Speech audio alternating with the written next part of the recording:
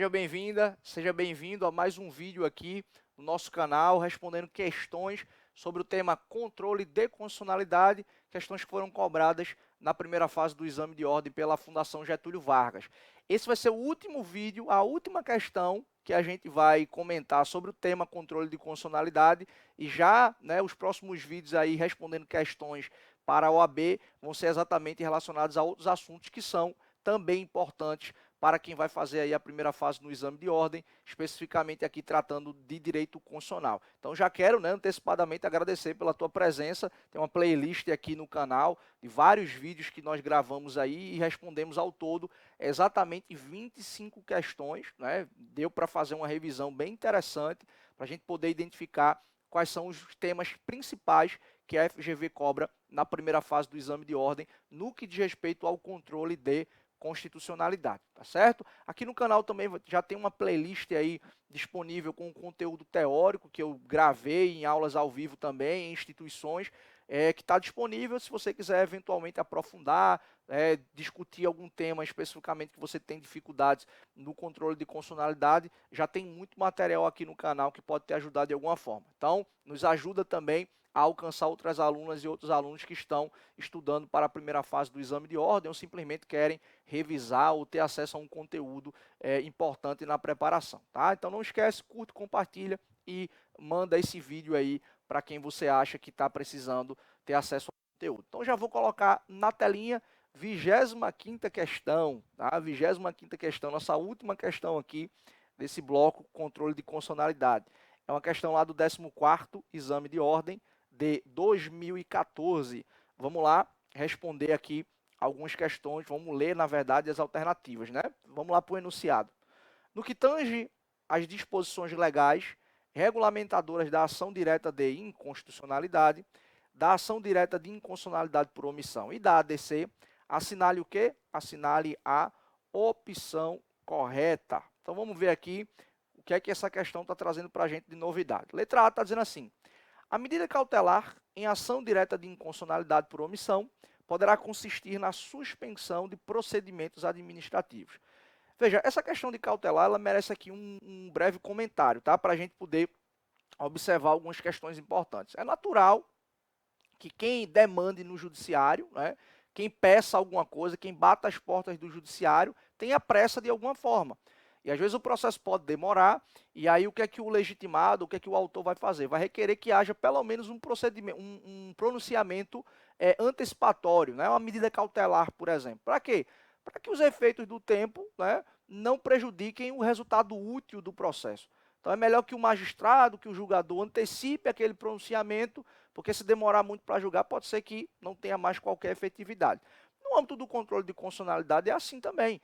É normal que em ADIM, por exemplo, o legitimado peça que o Supremo conceda uma cautelar para suspender a eficácia da lei que está sendo impugnada. Até o Supremo dá o seu pronunciamento, dá o seu veredito final acerca do assunto.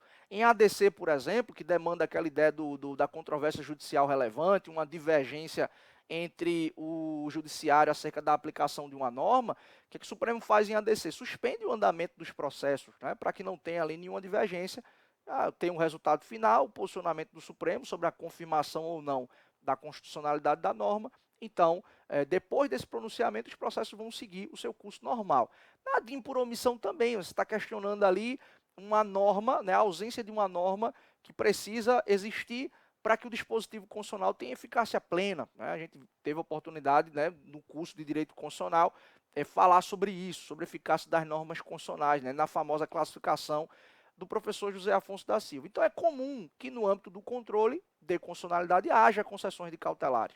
E no âmbito da ADI por omissão também. Eu vou inclusive até voltar na tela aí para vocês e vou mostrar, artigo 12F, lá da lei 9868 de 99, que regulamenta aqui, regulamenta a ADIM, regulamenta a ADC, ok?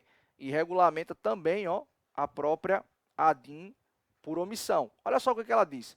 Em caso excepcional, excepcional urgência e relevância da matéria, o tribunal, por decisão de maioria absoluta de seus membros, observado o disposto no artigo 22, que é o que fala da necessidade de maioria absoluta dos membros para iniciar o julgamento, ou seja, 8 ministros precisam estar presentes, Aí o que é que o tribunal pode fazer? Poderá conceder medida cautelar após a audiência dos órgãos ou das autoridades responsáveis pela omissão inconstitucional, que deverão pronunciar-se no prazo de 5 dias. Aí olha aí, ó, o que é que o parágrafo 1º diz. A medida cautelar poderá consistir, ó, na suspensão da aplicação da lei ou do ato normativo questionado, né, no caso de omissão parcial. Então é possível que se proponha um ADIM por omissão em decorrência de uma omissão imparcial, um dispositivo constitucional que foi regulado indevidamente ou foi regulado ali de modo insuficiente. Tá? Isso é possível acontecer. Bem como, ó, a suspensão de processos judiciais ou de processos administrativos ou ainda outra providência a ser fixada pelo tribunal. Então percebam que a própria legislação de regência permite. Você tem uma série de discussões, tanto no judiciário quanto na esfera administrativa, que podem envolver o debate acerca de uma omissão que é inconstitucional. Então, na ADIM por omissão também, apesar da inexistência da norma, medidas cautelares podem ser concedidas, né? E aí a omissão, como a gente viu, pode ser uma omissão parcial, né?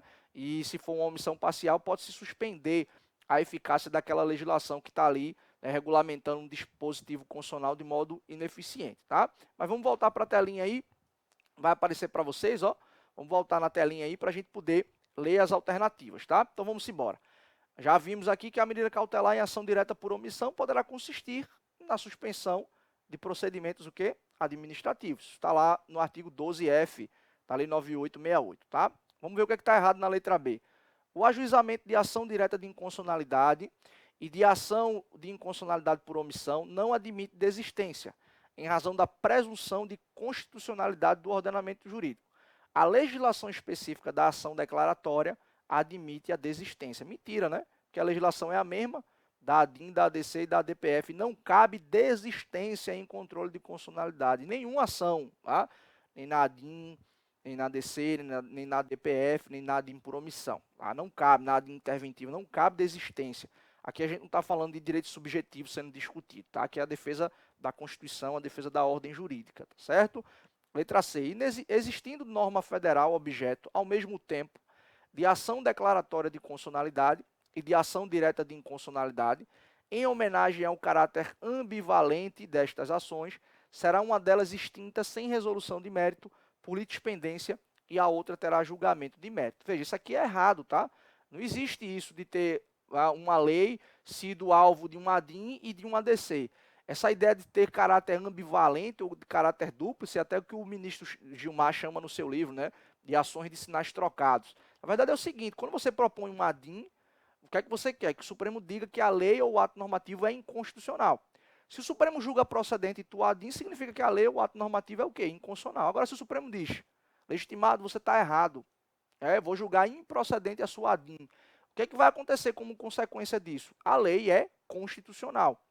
Então, a inconstitucionalidade, né, da norma, ela vai ser reconhecida se a ADIM for julgada procedente. Se ela for julgada improcedente, há a confirmação da sua constitucionalidade. E o que é que tem a ver esse caráter duplo e ser um ambivalente? É porque a improcedência da ADIM gera o efeito da procedência da ADC.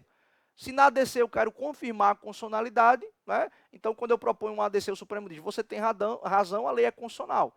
E se o Supremo diz na ADC, você está errado, legitimado, a lei é o quê? Inconstitucional.